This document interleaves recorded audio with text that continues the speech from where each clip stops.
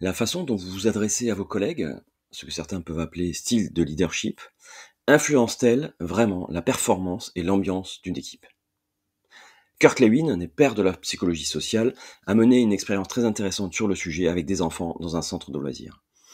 Ces découvertes restent aujourd'hui encore d'actualité, qu'il faut connaître, ce qui permettra aussi de s'interroger sur l'appréciation, ce qu'on doit vraiment penser de ces styles de leadership. À tout de suite.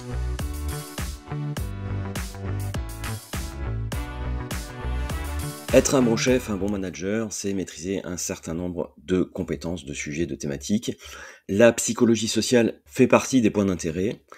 J'ai regroupé à peu près une centaine de sujets qui pourraient vous intéresser dans le cadre de l'exercice quotidien de votre management, dans la direction de vos équipes. Je les ai regroupés dans ce que j'ai appelé la checklist du chef. Vous pouvez la télécharger gratuitement sur mon site soyezchef.manager.com. Vous avez un lien dans la description de la vidéo ci-dessous. Parmi toutes les expériences que Kurt Lewin a menées au milieu du XXe siècle sur la psychologie sociale et l'influence du chef, du dirigeant sur un groupe, il en est une qui est assez célèbre, c'est celle qui met en scène un groupe d'enfants en activité manuelle, encadré par des animateurs qui appliquent 3 styles de leadership, 3 manières de diriger très différentes. Un va être directif, l'autre va être participatif et le dernier va laisser faire. L'objectif de cette expérience, comme vous l'imaginez, est de mesurer l'impact de ces styles de leadership sur la qualité du travail et le climat du groupe.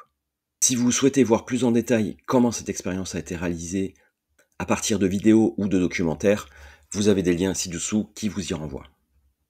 Les 3 styles de leadership étudiés sont le premier directif, c'est-à-dire que l'animateur va donner des consignes précises, va contrôler étroitement le résultat de ces consignes sans laisser place à la discussion. Le deuxième, c'est un leadership plus participatif, c'est-à-dire que l'animateur va fixer un cadre général, mais laisser les enfants décider des méthodes, et il va aussi encourager la communication et les échanges. Et enfin, le troisième, c'est un leadership dit plus de laisser-faire, dans lequel l'animateur va se contenter de surveiller sans intervenir ni guider. Les résultats de l'expérience, quels sont-ils? Ils montrent que le style participatif conduit à la meilleure qualité de travail et à un climat, une atmosphère beaucoup plus positive. Le leadership directif, quant à lui, engendre souvent des tensions, une certaine démotivation, tandis que le laisser-faire conduit à une chute de l'intérêt général et de la performance.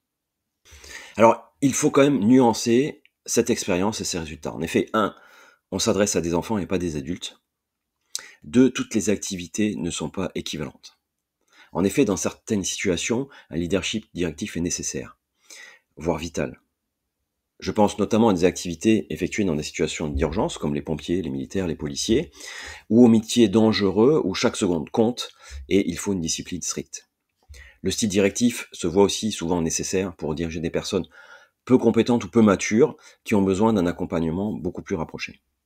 À l'opposé, dans des contextes où la créativité, l'innovation ou l'émulation collective est essentielle, ou si vous avez toute confiance dans des collaborateurs très compétents, un leadership beaucoup plus souple, voire absent, peut être préférable. Alors en conclusion, que doit-on tirer de cette expérience dans votre activité de management de direction d'équipe aujourd'hui? Effectivement, dans la majorité des cas, un leadership, une manière de diriger beaucoup plus participative est préférable, car vous allez favoriser l'émulation collective, la cohésion, la prise d'initiative de chacun. Cependant, et c'est vraiment la leçon que j'aimerais faire passer, c'est que le leadership n'est pas un style unique à appliquer en toutes circonstances.